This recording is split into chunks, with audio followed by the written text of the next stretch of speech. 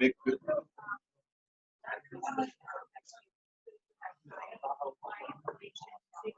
Oh, yeah.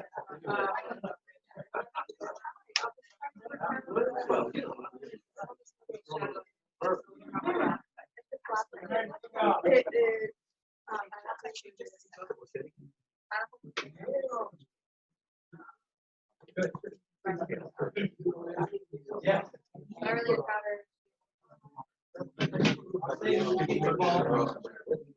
yeah, yeah.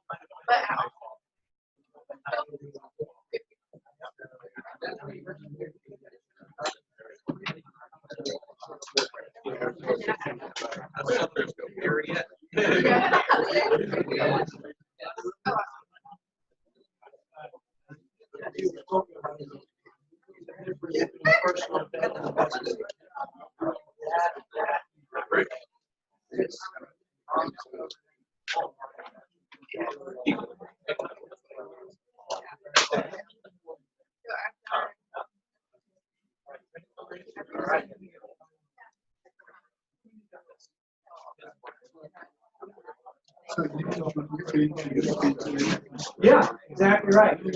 Hey, Ryan, are we rolling? We're rolling. We're good to go. Okay.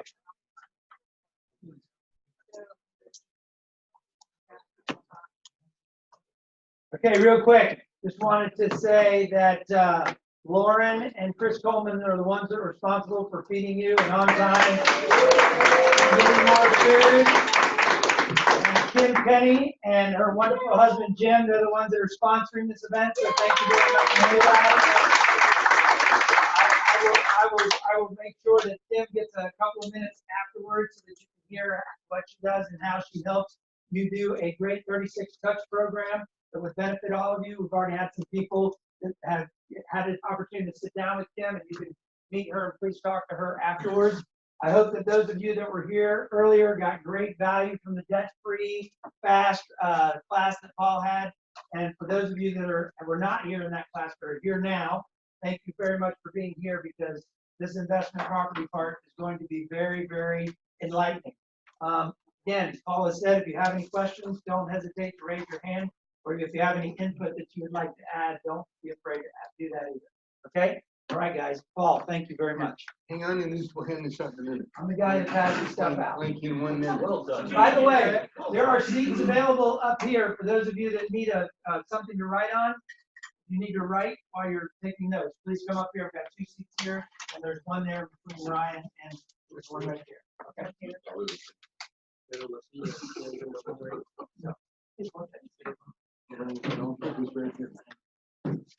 All right. Go ahead, Paul. Okay. So, for those of you that are not Keller Williams, I'm going to share something that is Keller Williams. And those of you that are Keller Williams, can anybody tell me what our mission statement is for the company? What's our mission statement for you as an agent? It's a hard one to remember. It's always hard for me to remember. Okay. To build careers worth having, businesses worth owning, lives worth living, experiences worth giving, and legacies worth living. That's why we're here. I want you, my goal is for you to embrace the fact you're going to leave a legacy. And by your actions and your discipline here, you're going to create enough wealth in properties and in positive cash flow to leave a legacy. Is real estate a good investment? In Business Weekly, I have a little article here that came out in our local newspaper. Real estate values have soared in recent years across Southwest Florida. Most of the country and investors viewing housing as their best long-term bet for making money. For the third year in a row, more Americans selected real estate as their top investment over 10 years or more, outpacing cash, the stock market, or gold or precious metals, according to a survey by Personal Finance's Bankrate.com. In other words, real estate's #1 investment for everything. We're in the right business, you guys. So what I want to open with is, what are the 2 most important days of your life? What are the 2 most important days of your life? I'm asking you to really think of it here, aren't I? It's like, what? Day you're born, day Yeah. Day you're born, or day you're married. Fucking up that. Jim said the day you're born and the day you die. The day you die is not important. Is it? Really? You're never going to know it. The day you're born and the day you find out why. Ooh, heavy, huh? So that's why we're here. Why were you born? And then let's just start off with your big why. What is your big why? I'll tell you mine. It took me a couple weeks to figure it out. Why do I get up in the morning? What makes me tick? Why do I do when I do it? Why do I go through a lot of crap to get to the end of it, to get success? It's a lot of work to do it. 35 years of real estate. It's a lot of sales, a lot of homes, a lot of closing. Why do I do it? Why do I want to be an OP, a leader in an office training coach? I do it because I have figured out that if I can change your life, that's my big one. I am here free for you for one reason. It's #1 to support your OP right here, Ray, who I love. He's an amazing man. And I want to help him in any way I can. And if I can in a small way change his life by me coming here to help you, that's good to me. I get pleasure in helping each and every one of you. You're all different. You're all at different levels of success.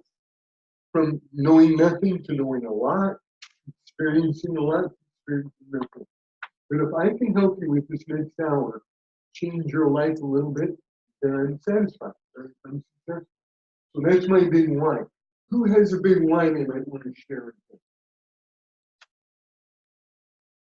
While you're thinking, one of my agents, he's a $5 million producer. He works from 9 to 3 every day, and then the rest of the time he's at home. He has an autistic 24-year-old son. His big why is to provide a life for his son who's good. To have enough money, he can have care for him when he's not there, and when he eventually dies, he'll leave a legacy to take care of his son, and he won't become a ward of the state. It's a big why. I have other people that are divorcees and 3 children. What do you think her big why is? 3 children. So what's her big why? Who has a big why you might want to share? They're personal, aren't they? Why not make it public? Child, I'm 48. I have a long way to go. To provide college for your Yeah. children. Provide. Is that a good reason to come to work? Yeah. And if it's a little hard, it's okay? Because you have a big why. Have a big why. Really talk to your spouse about this, your partner, and look around and say, what's your big why? And learn the people around you. All of you on the AOC should know Everybody on the AOC has been one. You agree? Because you can support them, you can root for them, encourage them, you can help people around if they're looking to do something special. So a big why is real important. What I'm hoping to do is again focus on your mindset. In being debt free, we had to learn it's okay to be debt free. It's okay to create wealth. Now that we're creating money, what do we do with it? We have to be super disciplined to be a good investor. What happens if you're not disciplined? Let's say you have an extra $100,000 a year to spend on investments. What happens if you're not disciplined with that money? It's not there, it's gone. It's still there. So you want to get debt free and stay living that lifestyle and create money to now do this. And that's why that couple we did last hour, I want to now take them and buy their own home. And then I want them to think about an investment property. I don't want to just buy one home. I want them to buy another home. Let's see, where's my clicker here? Let's start here. You talk about your goals, what's your plan, how committed are you? You want to create a financial program.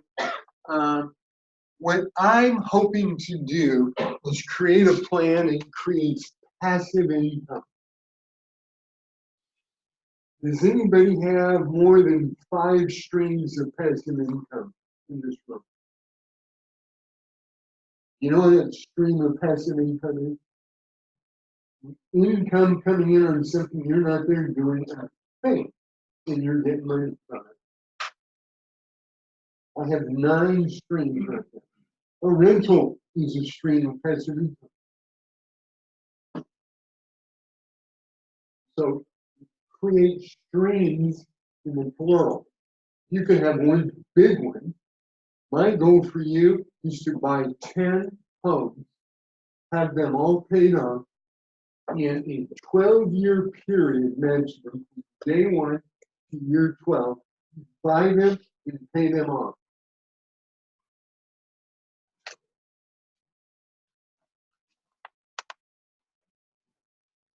As far as income, to earn $5,000 a month, you need to have $1.2 million in the bank, earning 5%. We talked about that before.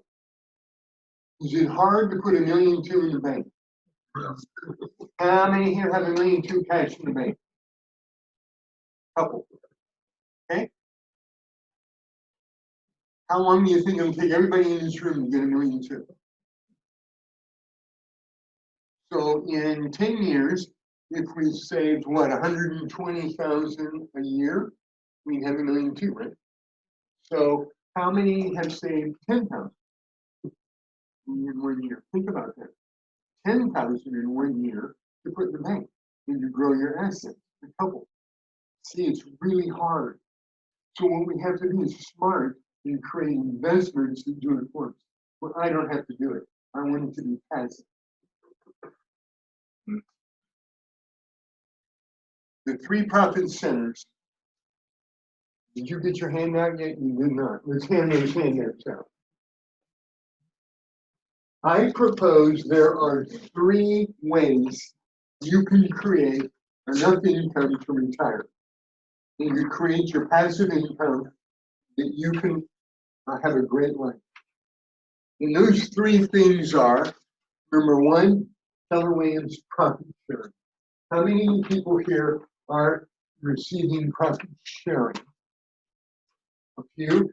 Okay, there's no reason why everyone in this room should not have at least sponsored 1 person and start seeing the blessing of profit sharing. Profit sharing is great. I have an agent in Lakewood Ranch who receives $8,500 a month profit sharing. How'd that happen? $8,500 a month profit share.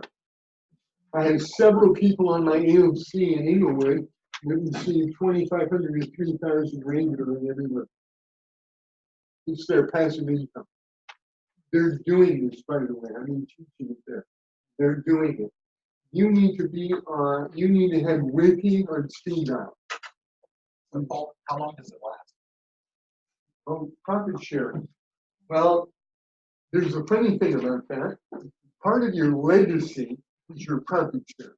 Because when you sponsor agents in, and then they sponsor people, and then they sponsor people, there's an income that comes in you have nothing to do with. You don't even know the people coming in, and you get small bits of money, and you'll get that your entire life, forever. If you've been with Keller Williams 3 years, you're vested.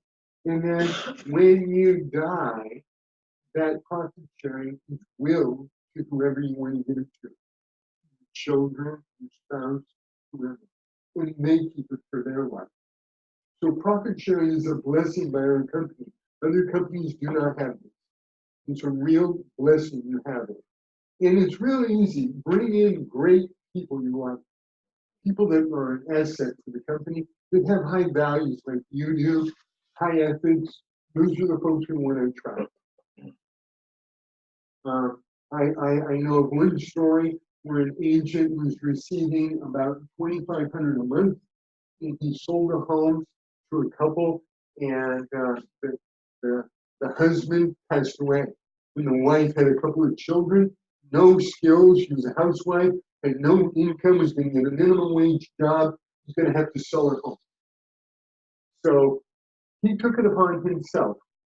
And he called Keller Williams, and he arranged where they said you can give your profit sharing to anyone you want. He changed his profit sharing from his wife to her. And his wife was on board. He said, she can use it more than we have enough money. Let's help her, let's help a family and change their life. So now the profit share supports her to live the rest of her life with the children, raise 3 kids. Significant, isn't it? What you can do when you're in position. Now it's hard for us to do. We worked at 2,500 to survive. But it was a great thing. So the 3 things you want to do is profit sharing. You want to build a real estate business to sell. I talked about that last hour. I would like you to start selling businesses in Gainesville.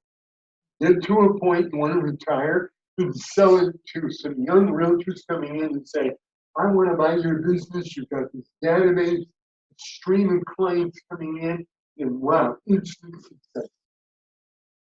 Why not? Maybe you retain part of it as an income. Maybe build that up. So make that part of your repertoire as well. Then the third thing is passive investments. That's what we're going to talk about right now, buying properties. So we just talked about that.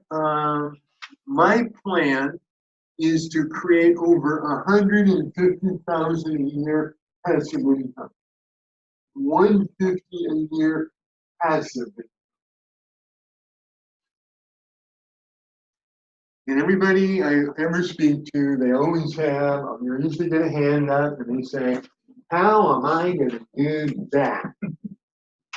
Well, hold on to that thought, and at the end, I'll show you how you can do it. Everyone in this room can do it. And I'll show you how. We have a plan where you're going to start freeing up money to invest in you. Next 10 years, we buy 1 home a year. I want you to, for the simplicity of numbers, embrace this formula.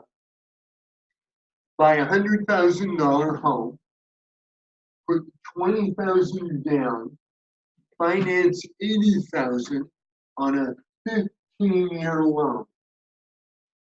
What's interest rate on a 15-year loan today? 3 1/4? 3. A little lower than 30. But as an investor, bumps it up. Yeah, it bumps it up to what a 30-year might be. So 3.5. I'm using 5%. Keep in mind, all the numbers I use here, I round to the worst, not to the easy. So it's always better than I'm showing.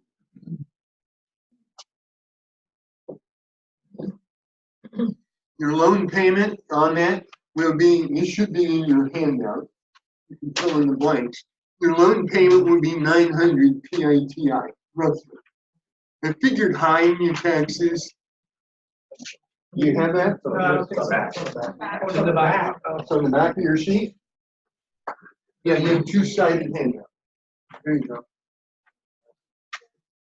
So you have 900 a month payment on a $100,000 home. You put 20 down, 15-year loan. The rental income will be 1,300 a month or 1,560 a year. You'll have a positive cash flow of 400 a month or 4,800 a year. This I want you to get really, really clearly understand it for the next 45 minutes. We're going to talk about those numbers. So, can you buy a home in Gainesville for 100,000? Can it rent for 1,300 a month minimum?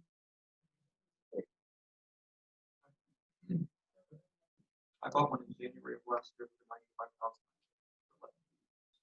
Close to the formula. So if you took, the goal is a 400 a month positive cash flow. Why do you want to have 400 a month? Now keep in mind, this is my numbers, Paul. This is just coming from experience.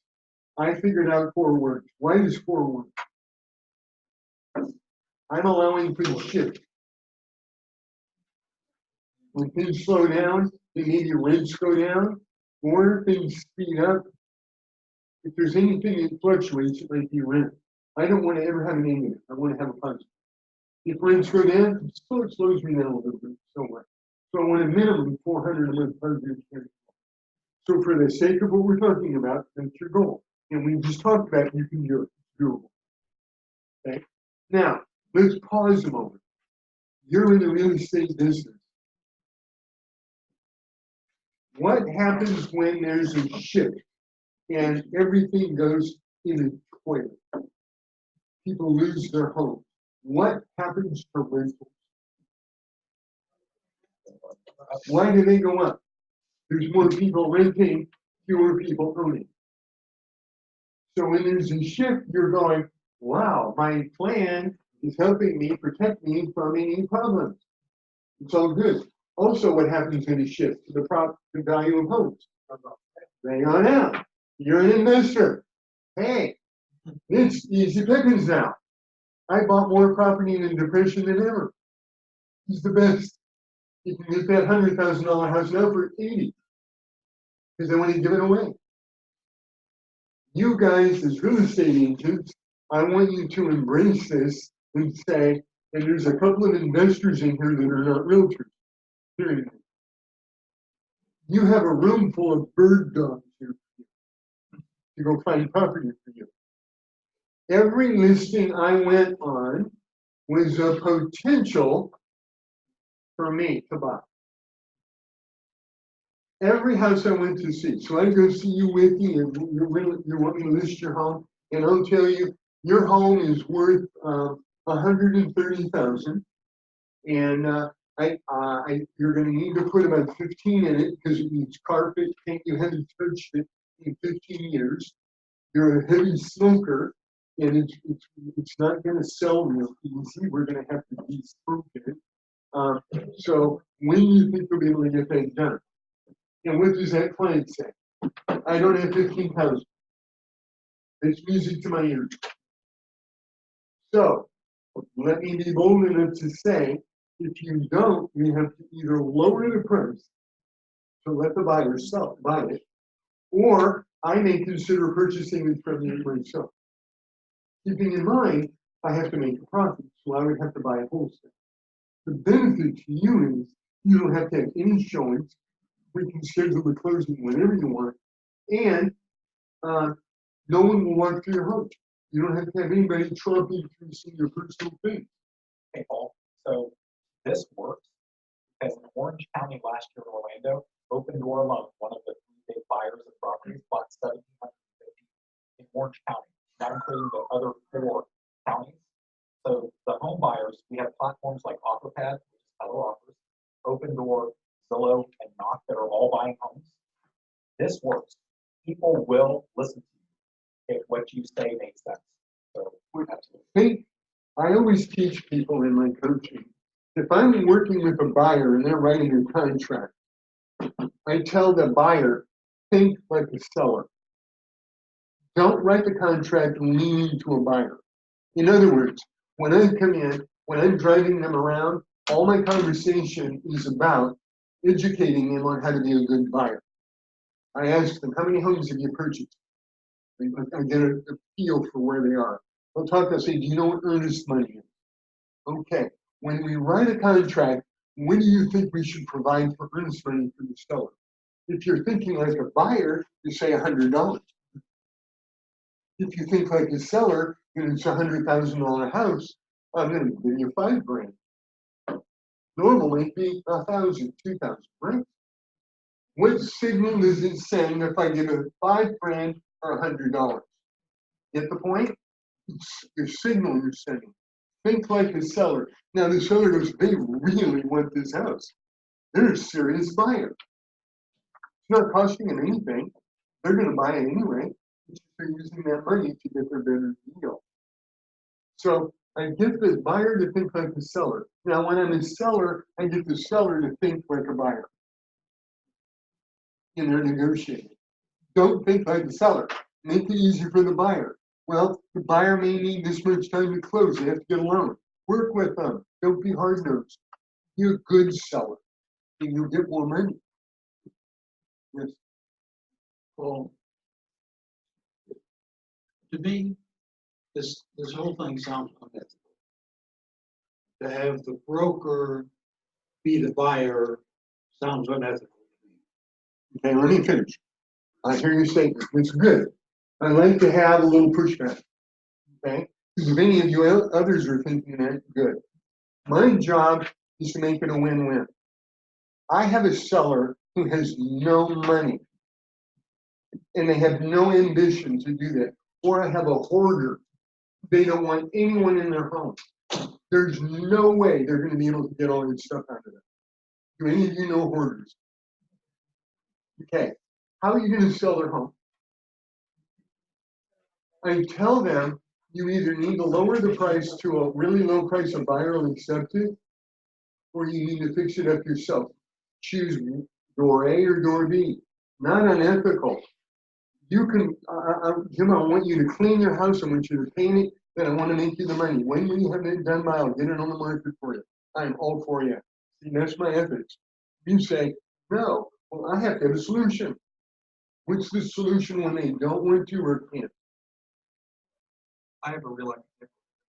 I love it. So an investor in mine, I went on a listing presentation.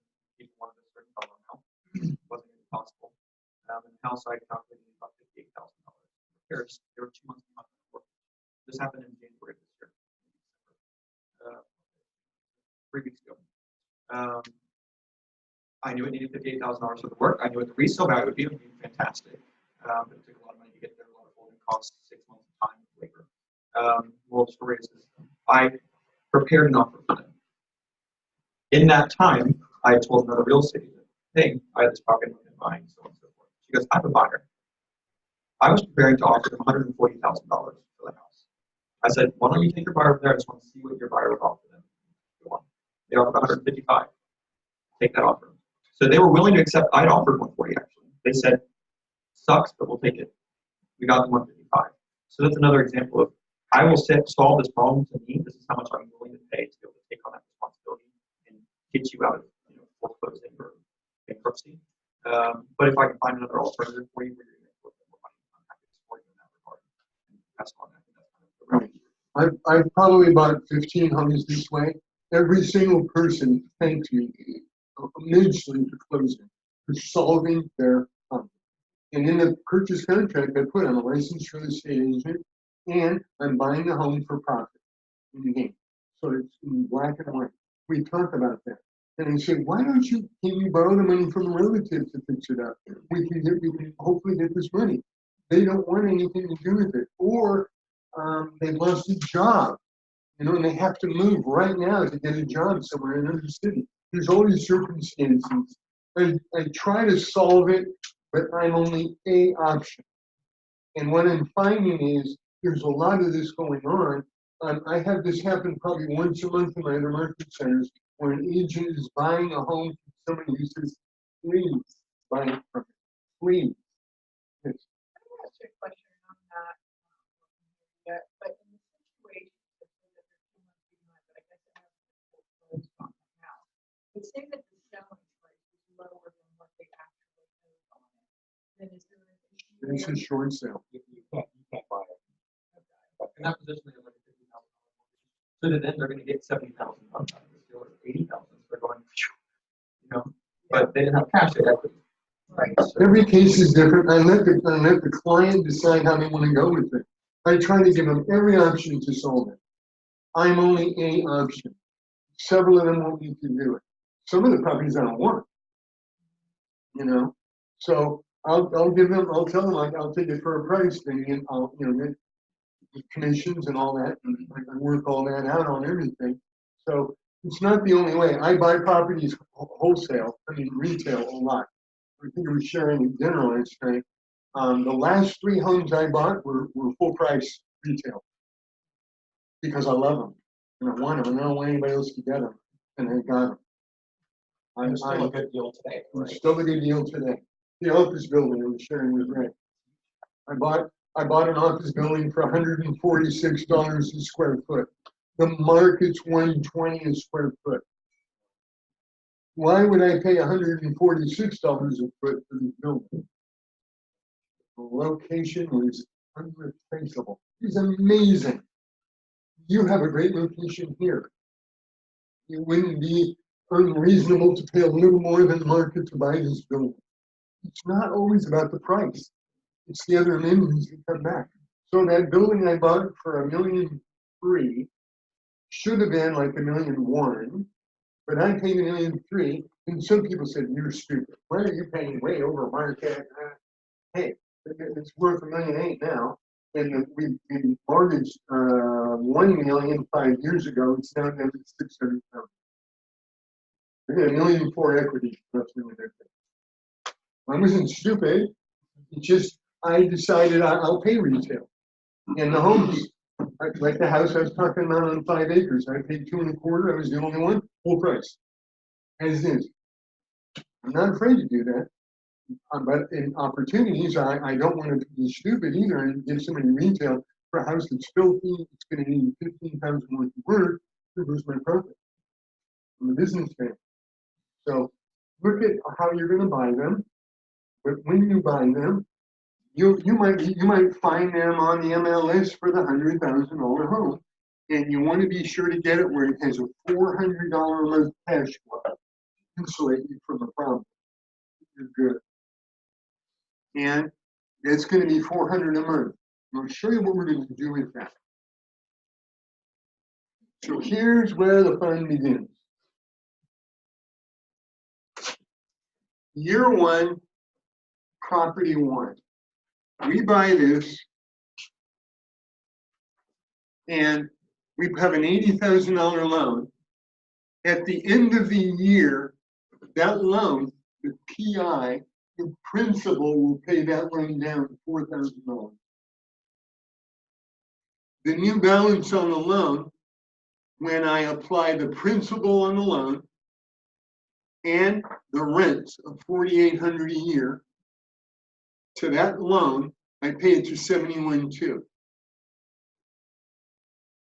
This has to be 100% understood by everybody in this room, because everything I do from now on grows on that theory.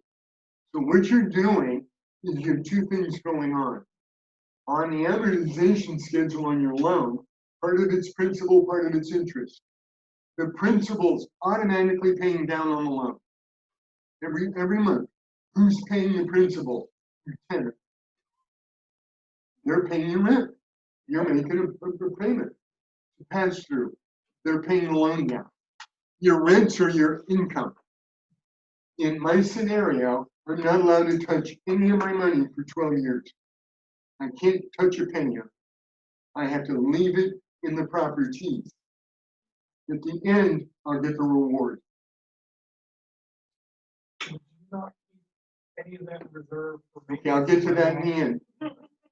Yes, I have reserves in the end. Keep in mind, I am rounding things off. And when I get to the end, I'm going to show you how I have extra money floating around for reserves I'm not talking about. Because I want this to be just a simple line of understanding of the system of a plan. Property one, year one, all I do is put the rent to the loan company and I'm done. What that does is it lowers the loan down 71.2. Anybody not get the 71.2? How I got there? Go ahead.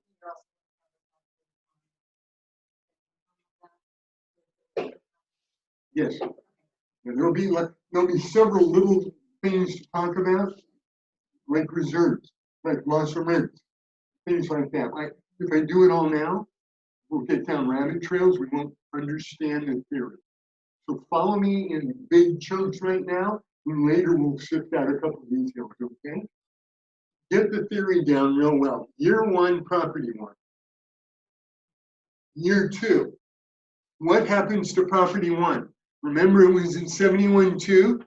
Well, in year two, I bought another property for 80,000, 20 down. The loan paid down 4 automatically to 76,000. Where'd the rents go from property two? Up here. So property one has its loan automatically goes down 4,000, and I have 2 rents going to it. So now the balance of one is 57.6, and this one's 76. Simple. Just don't spend the rent, throw it up here. I make property one my bullseye. I do not like that loan company. I don't want to keep them. I want them to go away. So I'm going to throw money at them to go away. That's my goal. Year three, buy another property. Again, this rent goes up. Property two, remember the loan goes down another 4. The rent goes up. So now I have 3 rents of 14.4. Loan paid down 4. I mean 39.2. These keep going down 4,000 each year automatically, without touching. Year 4, buy another property. Rents go up. Now I have 4 rents of 19.2 plus my principal. Now I'm down to 16,000. I'm getting close to paying that off. In 4 years, I'm down to 16,000. Year 5, buy another one. Now up here, my loan is paid down. I have 5 rents of 24,000. This property is free and clear, and I had 12,000 left over. I don't get to spend it. That loan's gone. This becomes my evil one now. This 12 comes here. I put it with the 4 laying down. I'm at 52. Year 6, buy another one. All the rents go up. Nothing goes on this one. It's free and clear. Now the rents that came from here were how much? 15,600, right? And I have 5 rents here. So now I have a balance from 52 to 8,400. When I hear a gasp, I hear a question. Okay, I'm glad you said that, because there's going to be some other people that don't understand. Every year I buy a property, I take the rents from that home and I put it on the loan I want to pay now. Every year on every loan, the loan goes down 4,000 a year automatically. This year, this property here in year 6 got, remember this used to get 4,000 a year. I'm sorry, 4,800 a year. Now it's getting, I don't have to pay the loan anymore. So now I'm getting 15,600. 1,300 times 12. Right. I'm getting that pull them out.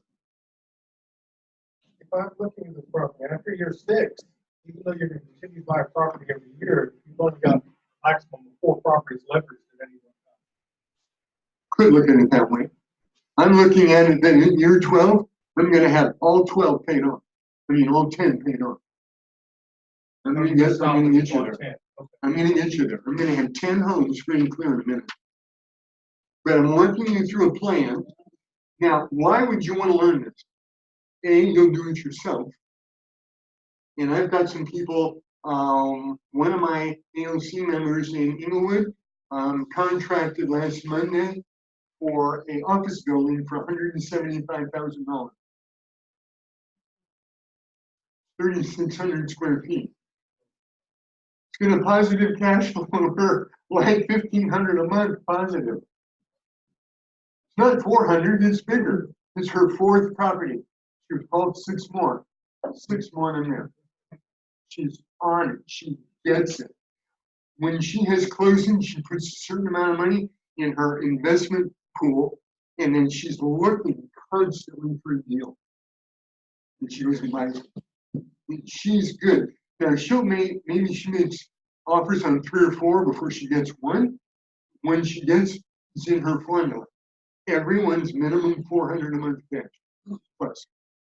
So here's the goal. You want them all to look like this, getting 15,600 a year to throw at these other houses. So I have 1 free and clear, and I have 5 rents up here, and I have the principal reduction of 8,400. Good, Jim? We can keep going. Year 7. Bought another home. Now I've got 1, 2, 3, 4, 5, 6 properties with rents, totaling 28,800 in rental income of 400 a month positive cash flow. 28,800 for the year. It paid this property off plus this full year of rent income to the tune of paying the 8,400 balance. I had 40,000 left over. That 40,000 I put on property 3, paid to that loan of 64, plus the 4 principal. I only owe 20 on property 3. Here's my new loan I have to go after. Now I have free and clear, and loan. Property 8. 2 free and clear coming down, the 4,000 principal drop, 6 rental incomes of 28,800. I'm now free and clear, and I have 44 left over. I have a 64 loan here, plus my 4 principal down. I'm down to 16,000 on property 4. The magic. Now I have 3 free and clear. This is 16. Now, property 9, year 9. Buy another one. 1, 2, 3, 4, 5, 6 rents of 4,800 each year. 400 a month is 28,800 minus the principal. It's 63, I think. It's free and clear, and the 63,600 comes down here plus the 4 principal. Now I am 3,600 left over, free and clear, goes down here, plus the principal reduction. I am at 60,400 on property 6. I have 5 free and clear. I'm halfway home in year 9. In year 10, now I've got 1, 2, 3, 4, 5. That's $78,000 in rental income. Man, it starts getting big numbers now. That number goes to the loan and my 5 rentals and the principal reduction. I have 4,500 left over to put here, and the 4 principal down. Now I'm down to 18,400. So now I had 6 free and clear, and I have 4 properties with a loan on year 10. Year 11,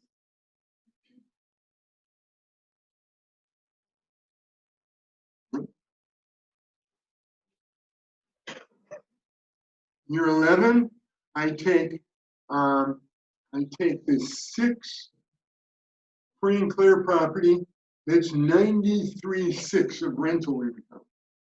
And 4 of the regular rents, 19.2, minus the principal. I have 98.4 left over. I put that on property number 8. I pay it off, it's free and clear. I had 34.4 left over. I put that on this one. I have 4,000. I have 33.6 left on that and 72 there. In my final year, I take all the rents, lop them in the pile. That's 124.8 for 8. 2 of my normals, pay everything off. I have 36.8 left over. So now I have $156,000 a year, or $13,000 a month coming in free and clear. Now, it was a little complicated, huh? You're monotonous, you get tired of hearing me talk. Yeah. But you see the system is, it rolls in your favor when you're controlling it. You're applying it to the right place. You can't stop the landslide. You can't stop it. Now I retire. Now I cash my chips. Is this possible? Yes. I have a partner in Lakewood Ranch. How many rentals do you think my partner has? Pick a number. 35. How much does he owe him? 0. He's making 30 grand a month.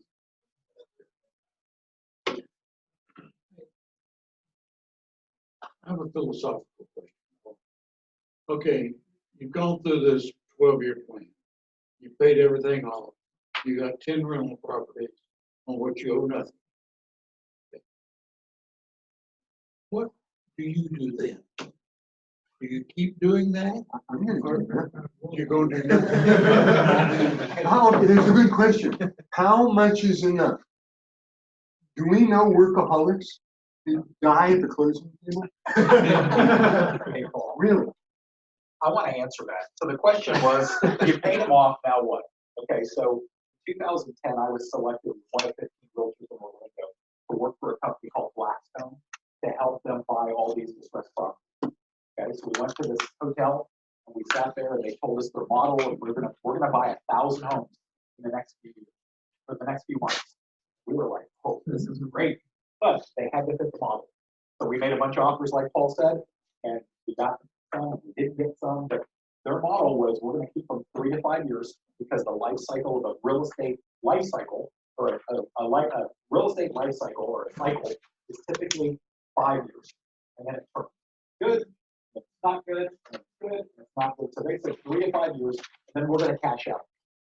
There was an article the other day that Blackstone still has all those properties 10 years later because they're making too much money to sell them.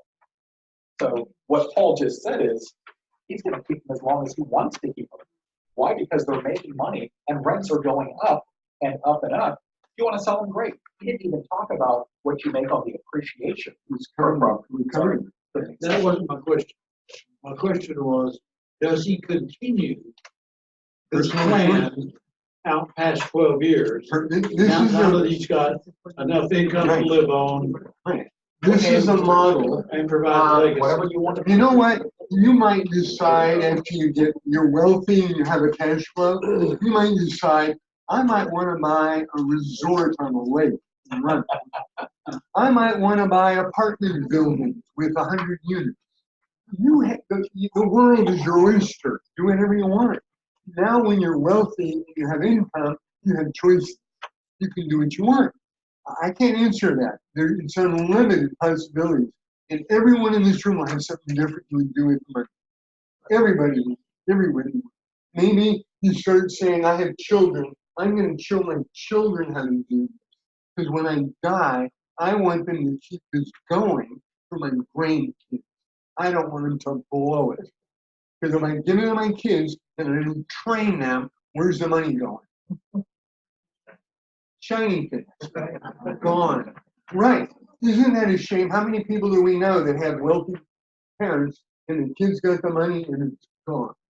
Because I know you've raised wicked well. And when you hit the bucket, he's gonna take care of you, right?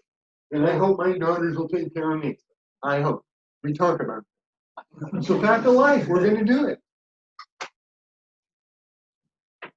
Does the system change, or how does it change if you do this multi-family? Duplex or Well, here's what this model is on single family homes. And sometimes they get the question, how about condo? Why don't I want a new condo? HOA fees are my $400 profit. Because I can't rent it and cover the HOA fee and get the 400. Right? So single family are my best bet. Plus, my single family rent better, quicker, and they're a better investment to me. I like single family. And duplexes are fine. Yeah. Duplexes are single family with a common wall, same thing. You know, so a fourplex, if you like, I don't like chasing 4 tenants for the income. I want to have 1 tenant, 1 rent. That's how I want to do it. So that's my model for me. I've years of doing it. I've learned to cut out what I didn't like and how they took advantage of me and ran me ragged. And I'm really not pro-tenant. So I want to have minimum tenants in my life. With the amount of properties you have, do you act as the property manager? Yeah, I don't have that many. I got bigger ones.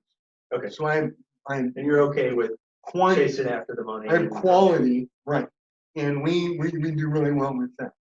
And but that friend of mine who's got 35, my partner, he does it himself. Yeah. Come on, Steve. You make enough money, hire somebody to do that. You know?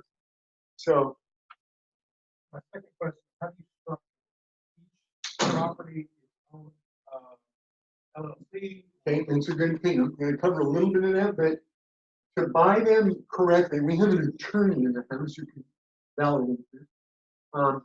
Your best safety legally is to put an LLC on each home. It's the ultimate. My wife and I have an LLC, and we put them all in the LLC because then we have a couple that are bigger.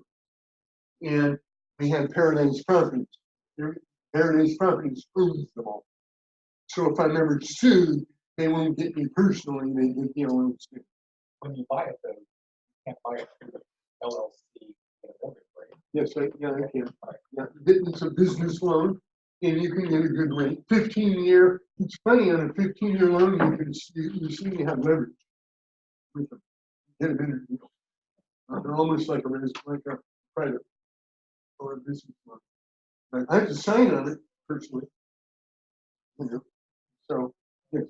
Your vacancies and everything is low probability of that. Everyone in property higher. I've gone through cycles. In my first 15 years of real estate, when I bought and sold in Colorado, we had a lot of property. And our philosophy was rent them below market. So your tenant will not want to go because it'll cost more. I also say we are in a rental town. I again that $95,000 property I own. I put up on Facebook. I just helped them. I had a line of people the first day it was available. The one I chose, she was moving down here to be with family. She lived her last apartment 27 years.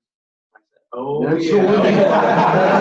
And- So but now I have 5 other ones who are like, well, my lease ends in April, May. So I am like looking. I've been like texting them. I need an investment property right now. So I have friends who want to rent a place to live. So that place that is zero day. You'll become real good at this with experience.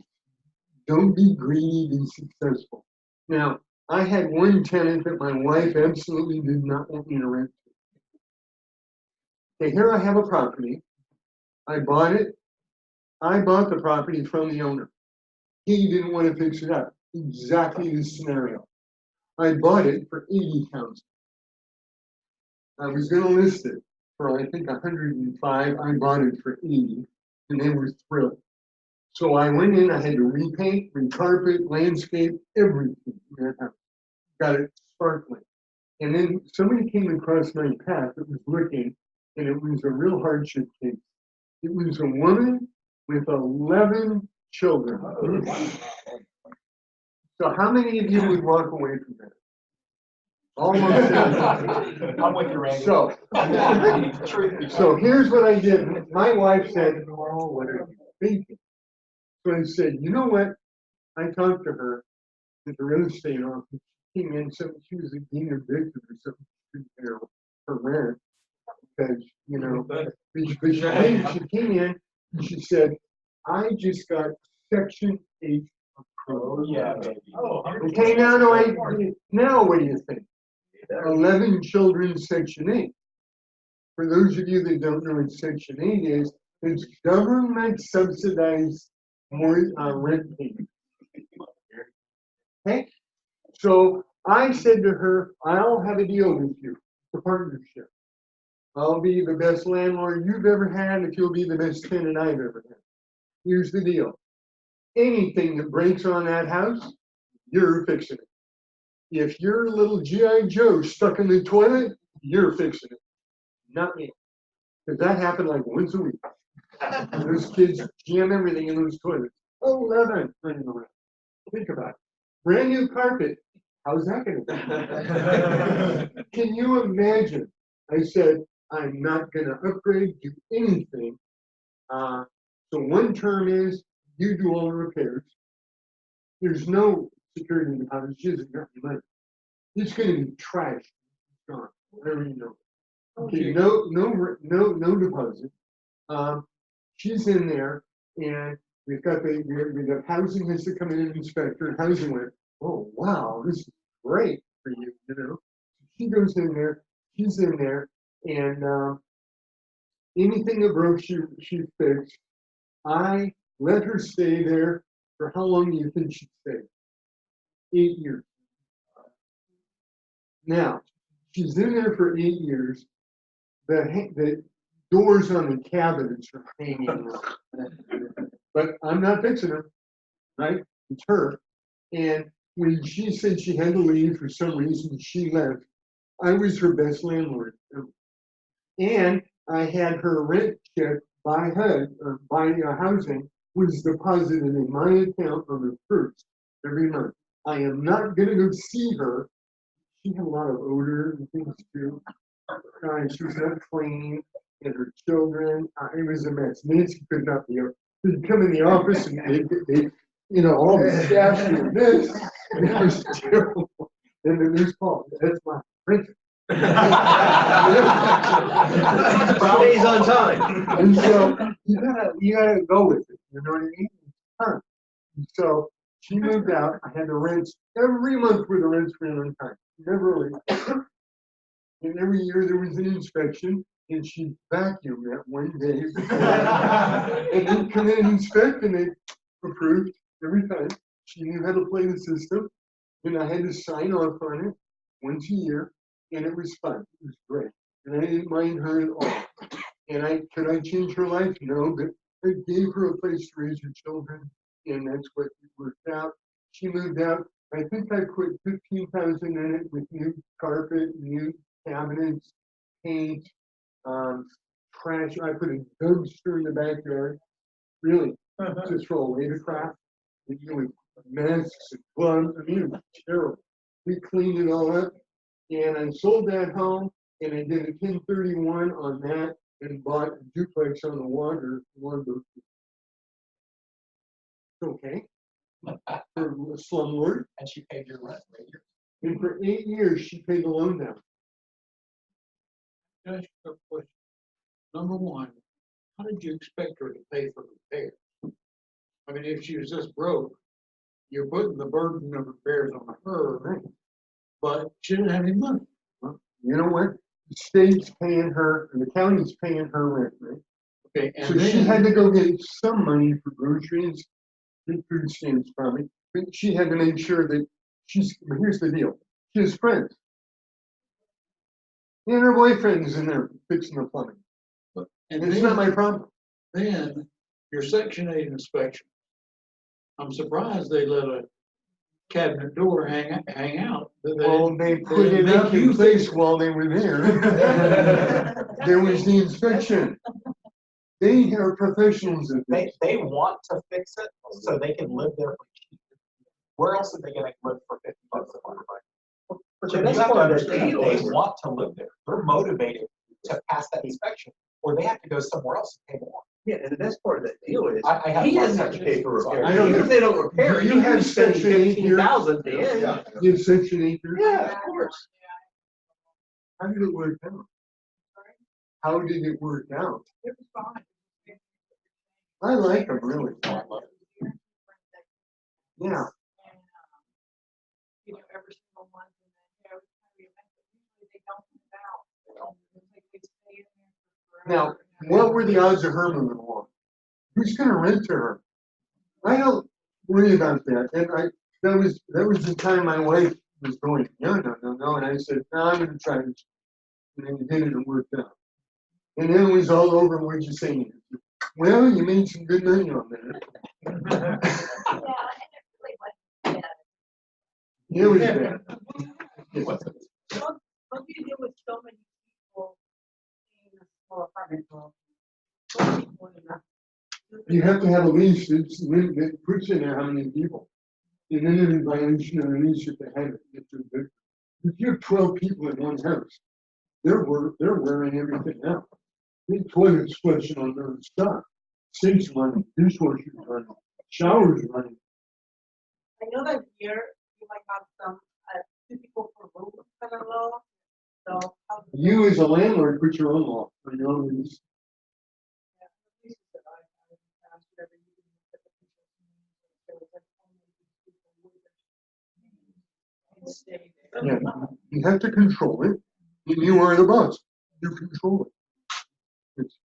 You mentioned the 1031, now I'm still learning a lot. You may not know this, that's the, Yes. tax break. Yes. Break. Let me talk to you about 1031. You have a property you're selling. It's an income property, a rental. The government has done a really good thing for us. And they've structured it so when you sell that property, you can transfer the equity in that property to another property without paying capital gain. That'd be a better, bigger property. No, it can be big or small. There's conditions. Hold your thought. So we've got the equity in one property going to another one. I sold 2 houses in Colorado and took all that equity in 1031 and bought one in Florida. So what I did, the way you do it is, the government has a couple of rules. When you sell the property in property A, you have 45 days to tell the government what 3 potential properties, up to 3, you're going to trade for. So you have to pick property 1, 2, and 3. You have 180 days from the closing on the first property to close on the when you buy. Can you go 181 days with a waiver? No. No waiver, no exception. It's in stone, 180 days, period. So that way you transfer equity without paying capital gains. How much your capital gains right now? Depending on your income, I think is how they calculate it. It's anywhere from 10 to 20%. It's flat in there. So on $1 million property, if let's say you're selling a $1 million small apartment building here, and you're buying another one in another area, and they may have to pay 150,000 taxes. If you do 1031, they don't have to. So you need to know this because you're a professional realtor, and when you counsel your clients and they're selling an income property, your immediate question should be, are you doing a 1031? And they go, you're so smart. Really? You can save me taxes? Yes, I'm a brilliant realtor, and I know this. I'm a professional, it's why you have. So we should know how 1031 works. So maybe Ray having a guest speaker here, but maybe a CPA coming in. When I do the 1031, I'm not allowed to touch the money. I don't have a closing and I get a check. There's a third party that the money goes to that person. They buy the one I'm buying in my name. Government doesn't trust me. I'm not allowed to touch the money. We don't trust him. So that's the way that works. So 1031 is a really good thing. Glad you brought it up. I recommend you have somebody in here to talk more in depth on it. You can even find out about reverse 1031. How they work too. So let me get started here. Did you get that last handout? I think you did. Strategy, which one is it? Strategy. Everybody has it. Got the strategy. Everybody has it. So there are some rules. What I recommend you do is open LLCs. Depending on how protected you want to be. It's your call how many you want to do. How much does it cost to open an LLC? $140. Pretty cheap, couple $100. You know, I recommend an operating account, put $5,000 in it for incidentals. Again, you can put whatever you want in there. But if a water heater breaks, we don't want you to charge anything. Want you to pay cash for everything. Every month, only pay the PITI payment in HOA. Do that. Don't do anything else. Pay the mortgage, the rents go to another property, not you. Let's see. And you're going to be in D, you're going to be getting your principal balance paid down. Strict rules, you cannot take any money out. All new property must be solely from your family income.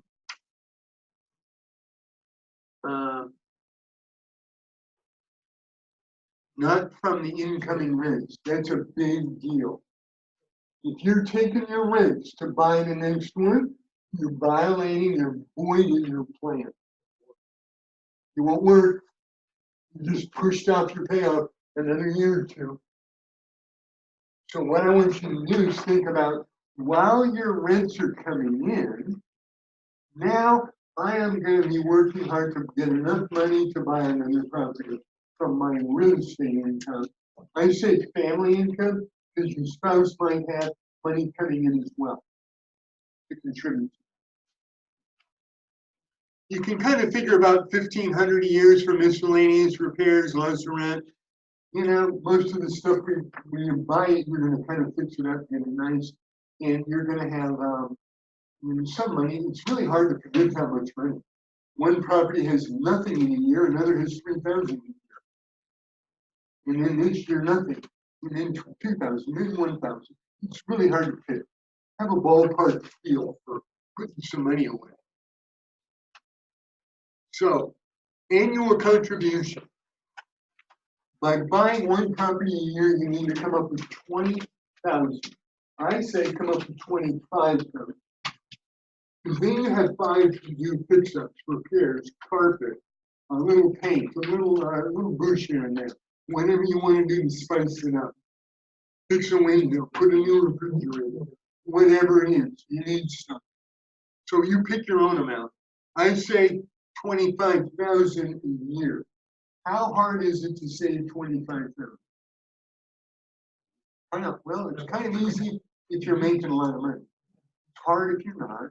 So we're going to talk about that. It's fun. How do you make 25,000 a year up here? Okay, that's 250,000 over 10 years. What should be the return on my investment if I'm successful?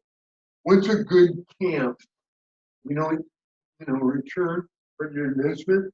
What's a good CAM return? ERV, income, rate, value, the triangle, you divide them. Remember from your old real estate days? ERV.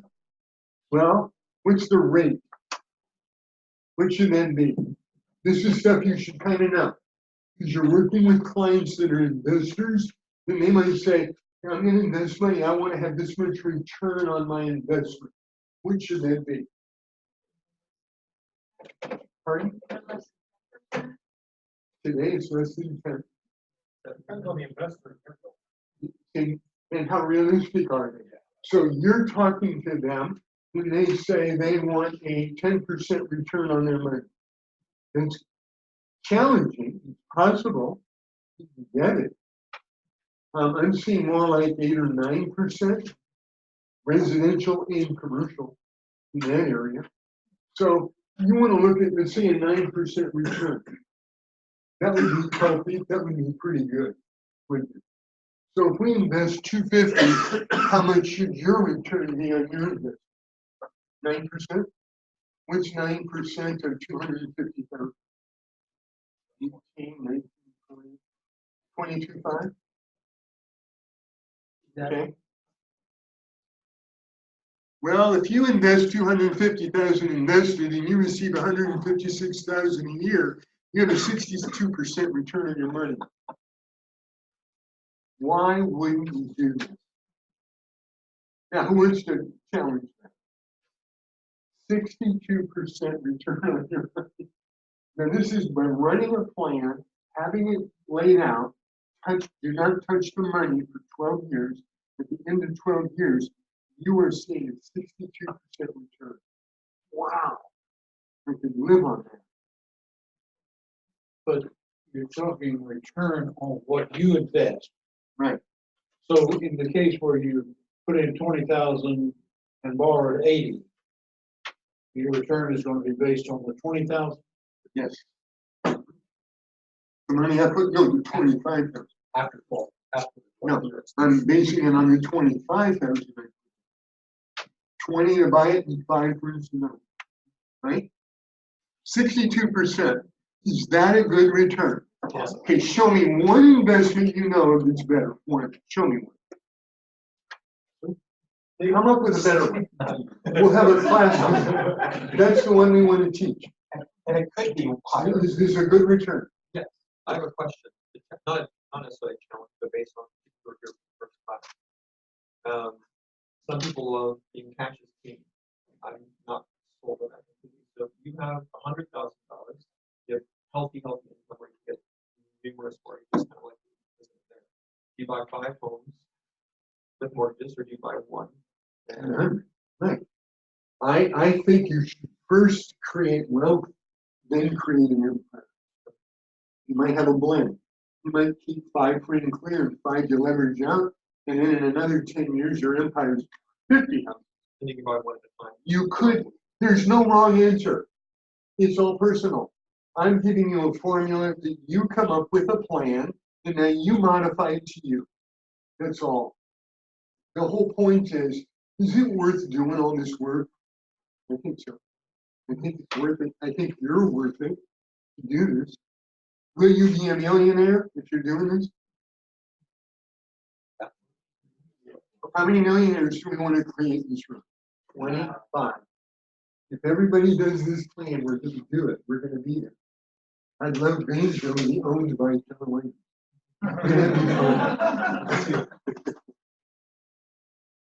Okay, so couple of notes now. Yes.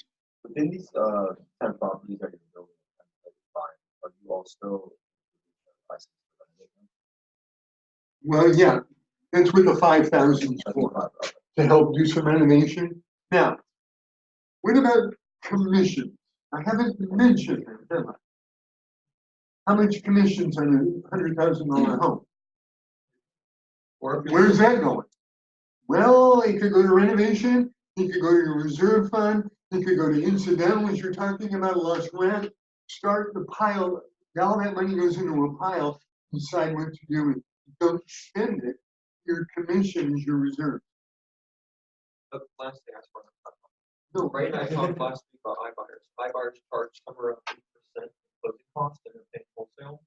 So when I buy a property, I bought several where I paid myself a 6% commission in the instances we talked about earlier, where I go in, I'm theoretically their listing agent, I find out every time is need, and I'm going to buy the property. When I'm listing agent and buyer's agent, I still pay myself a 6% commission. Well, I'm putting 20% down, and I'm really putting 14% down. So that was just another example, and they're still saving 2% versus going with an iBuyer route. Let me side note on this. I'm gonna put my broker hat on a minute. I want you all to embrace the fact that you are worth your commission. My biggest fight in all my offices and all my agents is they want to discount their commission, get a deal done. And I try to train them that if you're weak negotiating your commission, you're gonna be weak negotiating the sale of that buyer.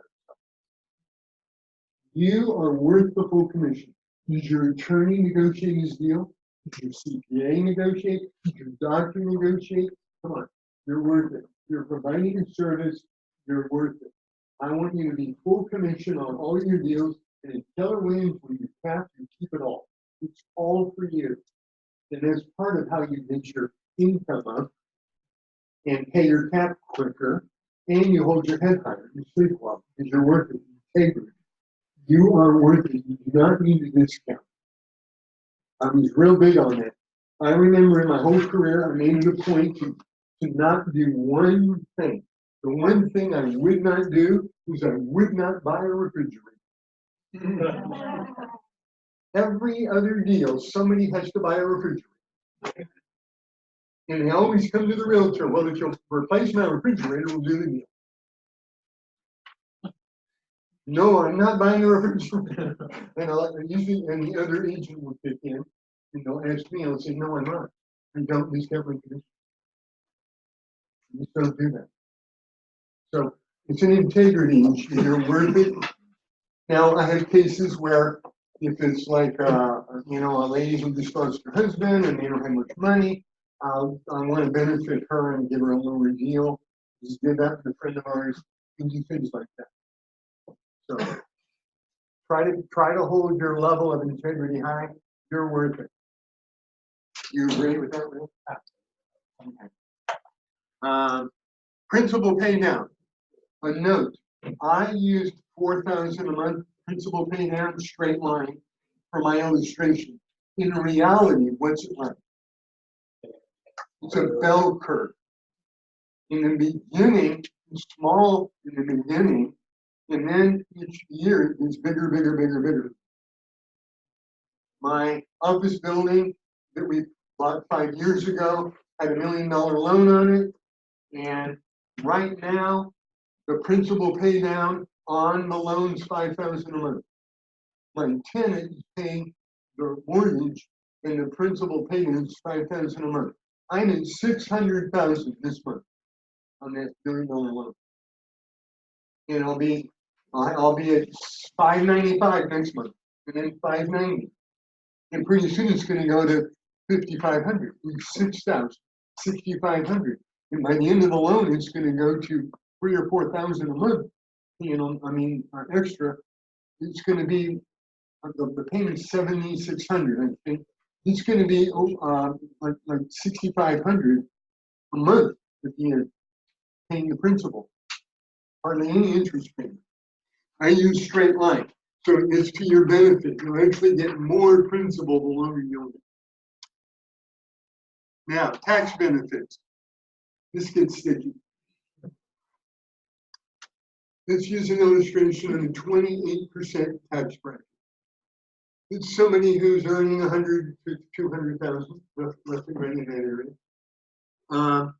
The law requires you to depreciate your property 27.5 years. The IRS requires it. On a $100,000 home, your property's the total price is 100. The land is 25 roughly, and the improvement is 75,000. You depreciate the improvement, not the land. Now, with my income, my tax bracket, I'm seeing a benefit of $600 or $764 real savings every year on my taxes because I own that property. That's why I like income property. Now, if I own 10, how much is that? $70,000 a year tax break. Now, now you have interest on that. Interest is tax deductible. Remember, we don't want tax deductions, but I have one. So how much am I getting on that? I write that up. I'm seeing $851 a year benefit for the guy in 28% tax rate. Is the interest tax deductible on investment property? Should be. Yep. As far as I know, it's not, and let me know, it's not on your home. It's on investment. Right. Right. Primary residence. It is tax deductible like that. No, your taxes, I think, are deductible, not your interest, your home. But check with the CPA. I don't know. Remember, we are not CPAs. Now you can write off your taxes, insurance, and repairs. I didn't even calculate that. Those are write-offs. It benefits you when you own property. Now, appreciation. Never mentioned that, did I?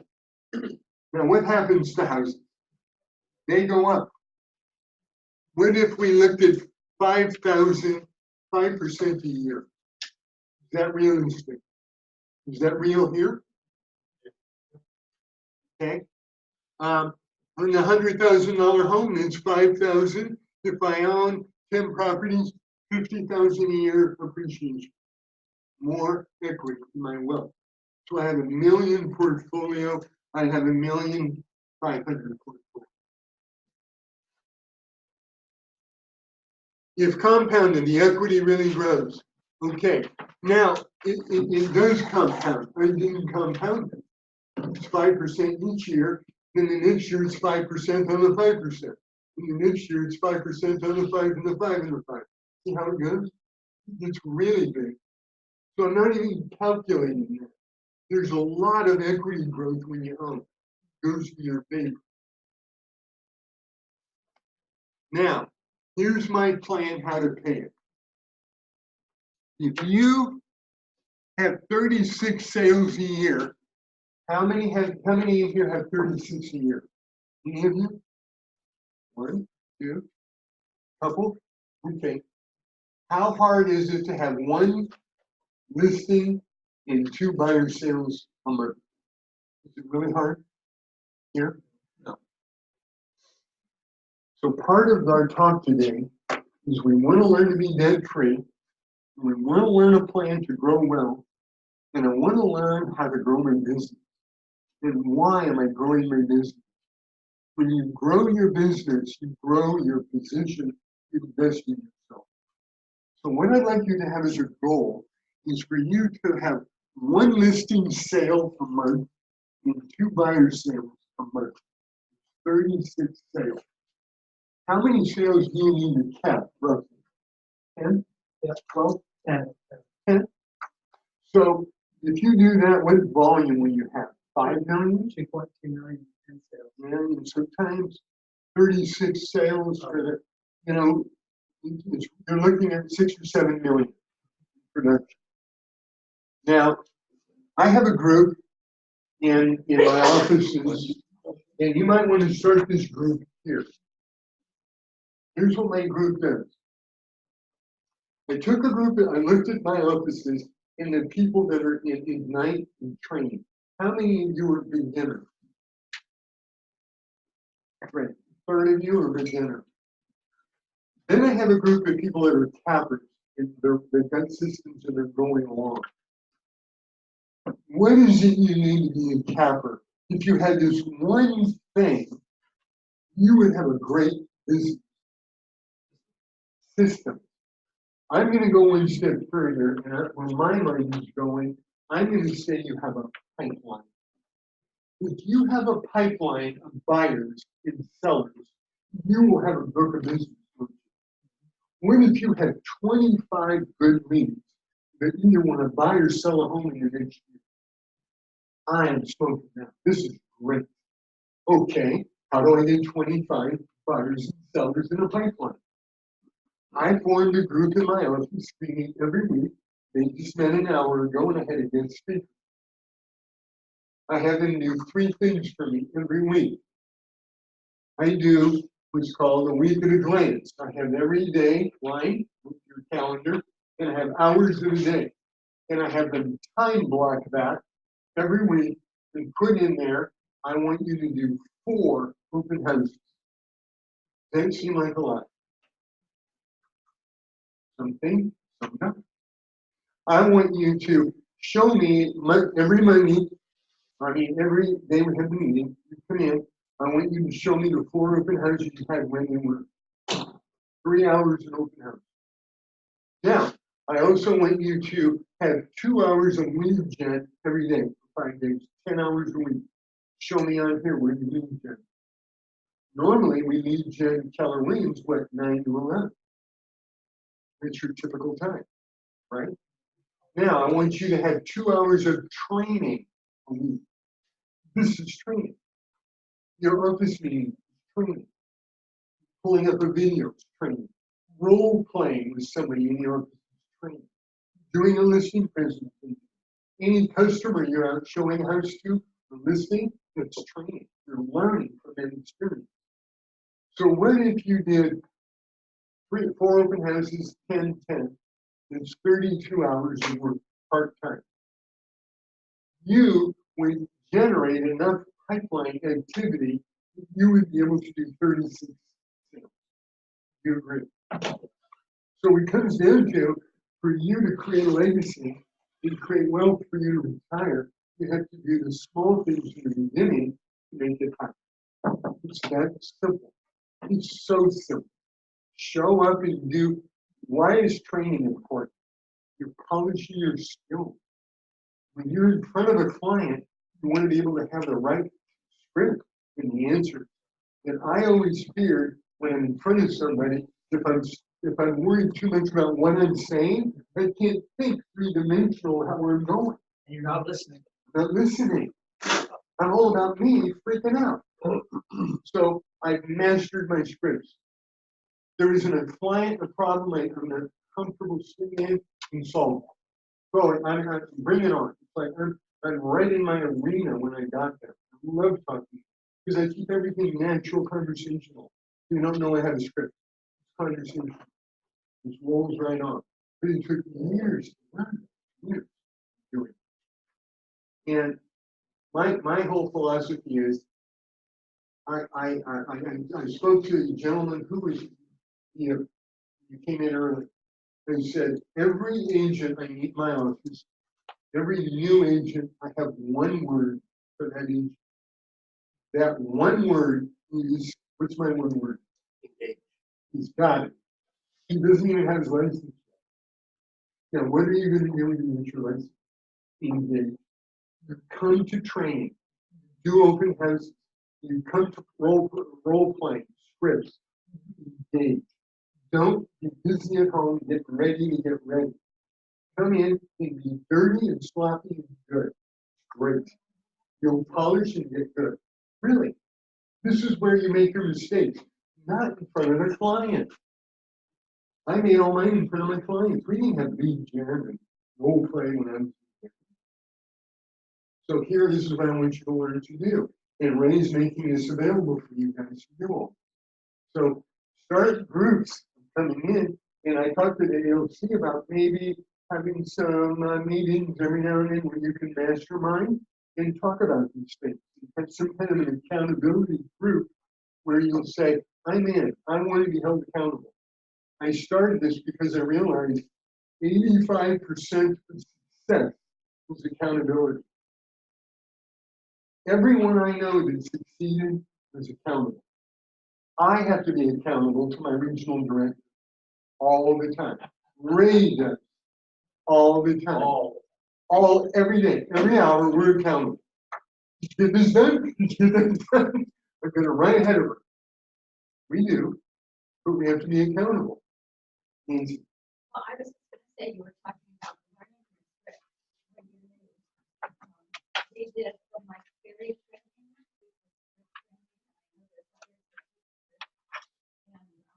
And we wrote them down. We taped ourselves, we recorded ourselves. We would role play, and we would listen. Where was I weak? Where did I stumble upon something? But when you record how you're sounding when you're learning script, then it just flows out.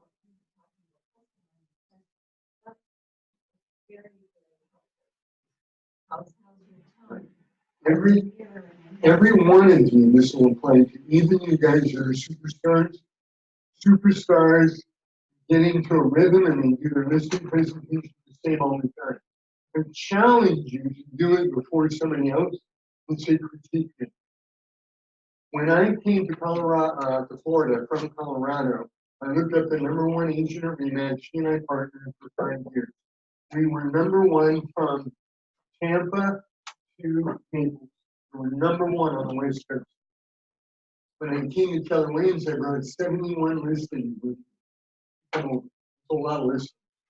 We did a listing appointment, minimum 1 a day, maybe 2 a day. After every single appointment, we pull the car over and then say, okay, critique. Paul, you spoke too fast. Paul, you spoke too slow. Paul, you spoke to her, not enough to him.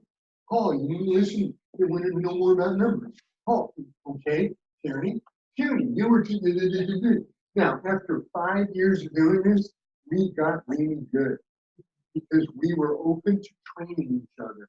Make me better. A marriage is kind of like that, huh? She critiques me all the time, right? You have to have a teachable spirit to be a superstar. You have to be teachable. And everybody who works, I'm going to challenge Jonathan. You're good at what you do, but you're great. So every listing appointment, you get 100%, not 85%, not 90%. That you find out you didn't get one. I only lost listing appointments if they listed with a relative or a friend, and they used me to get my numbers so their friend could list the house. That irked me to no end. And we had a philosophy, part of my team would ask them, do you intend to sell your house by yourself, sell my own house? If they ever said anything other than no, I did not go on the appointment. Because if they're thinking of selling it for sale by owner, they're using me. What should I sell it for? They're pumping me. What should we do to the house to make it look better? And I give them all the information, and they go put it for sale by owner sign up. It used to bother me a lot, so I stopped doing it. So, yeah. So what I propose you do is get 36 sales, and you can see with 36 sales, if your average price is $195, is that about? Could you say you could sell that here for $195 average? Yes. So 210 GCI, your cap 21, taxes 20%, taxes would be 42. If you keep 5,000 out to live, that's 60,000.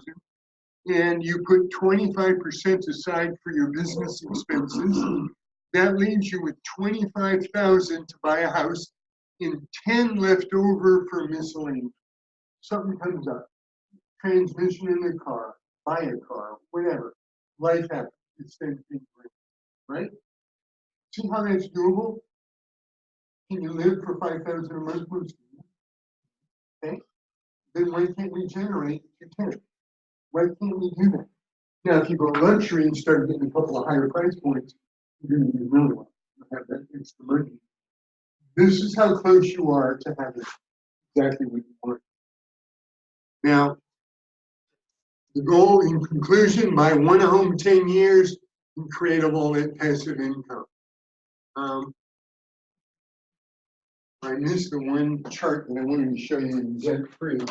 What I do with my money for years, what I've done is I have a formula that all of my income that comes in, I put in 5 chunks.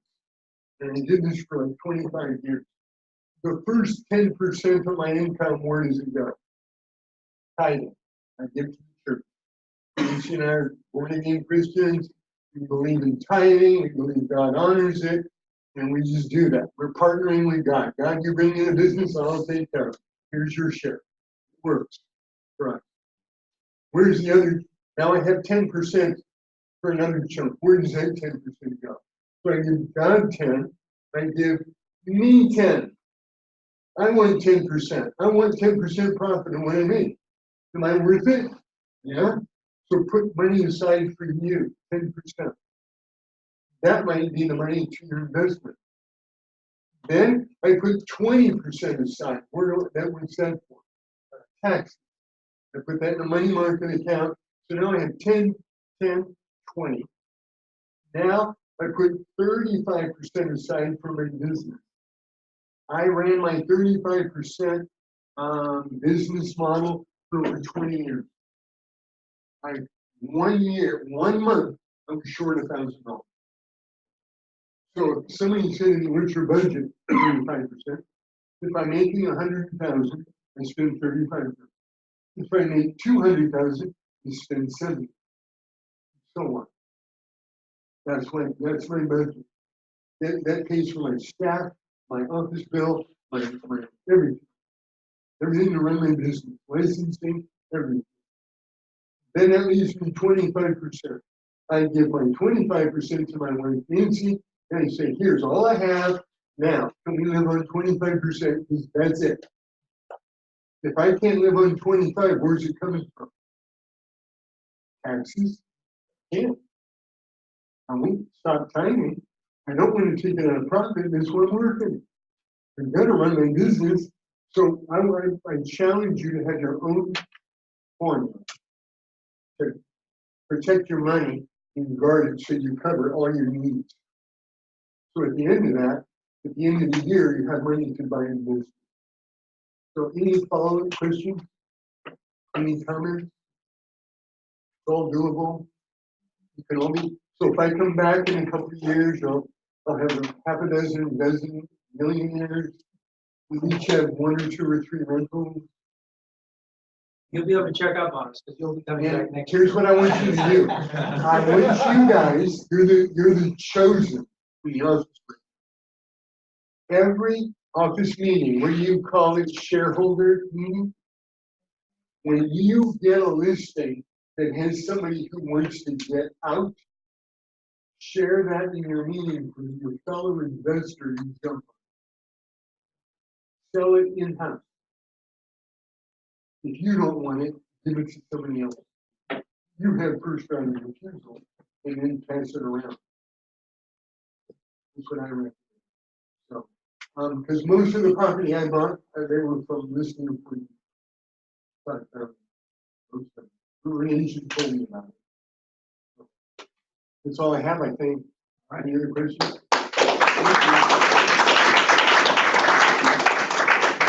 Brandon, do you have any closing thoughts that you wanted to share? I just want to thank Paul, guys. Paul does this. We don't pay him. We bought him dinner last night, bought him a couple drinks. That was a great dinner. And we just appreciate him. Kim, you mind coming up for a moment? I would like to, actually, if you'll just share with everybody here a little bit about what you do and then your contact information so that they can be in contact with you. Yes, absolutely. All right, great. Hi, everybody. I'll only take you a minute because we've just had much training and training. I'm sure slightly, you're probably all a bit brain dead and want to think about it. So my name's Kim and my company is called Advantage 8020. Some of you might know my brother, Craig Delahoy. I don't know if you know Craig, but he's a business coach and he helps agents with coaching and I help agents with the marketing. So what I do is I help people with a 36 convert.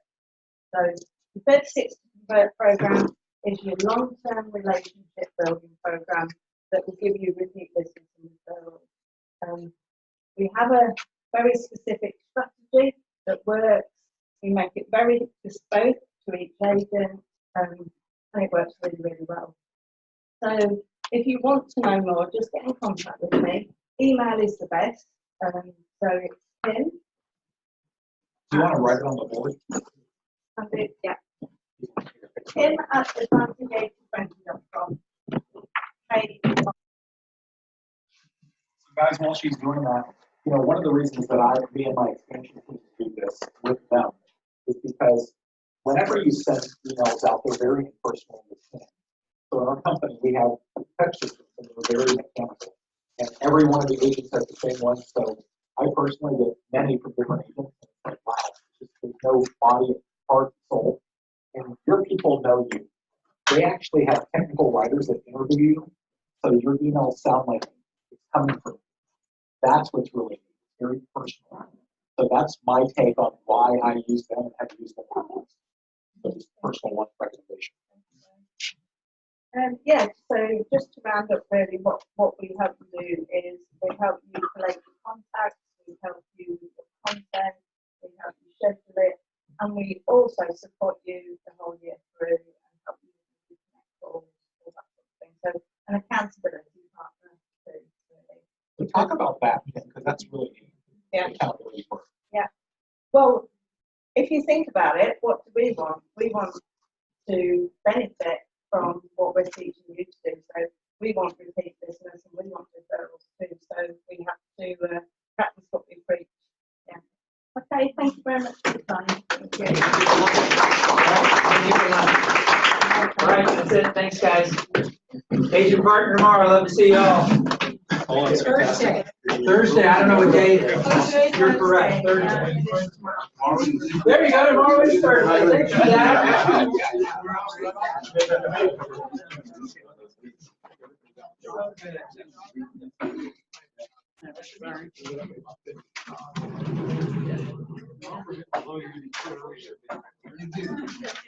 Good